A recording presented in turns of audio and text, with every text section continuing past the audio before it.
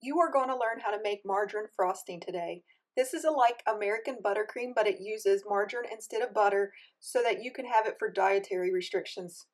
Here are your ingredients, but don't worry, there'll be a link below that will give you full nutrition information as well as the recipe.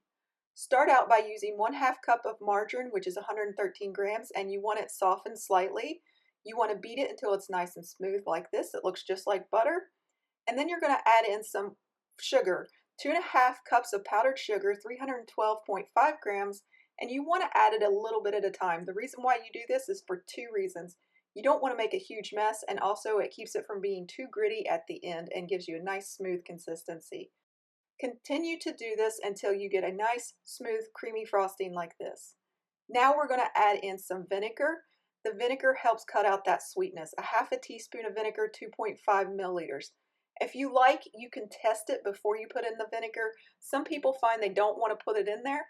Other people like it, and it gives a nice little tang to it, almost like a cream cheese flavoring. And it absolutely is worth trying at least once. Give it a little bit of a taste. If you find that you want it to be a little more tangy, you can add a little bit more vinegar at a time. I recommend going about a 1/4 teaspoon at a time. That way you can really adjust it to your liking. Next, you want to add in your flavoring. You want to use 1 teaspoonful or 5 milliliters. You can use any flavoring you like. You can use vanilla, lemon, orange, coconut. The sky's the limit here. You may even want to go up to 2 teaspoons. Just taste it as you go, and you can find out which way you prefer it.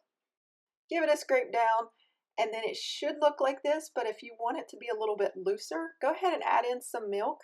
You want to add in about a teaspoon of milk, 5 milliliters. Mix it up and then see if it is a nicer consistency for spreading. You may find that you don't need that milk at all. You may find you need more milk.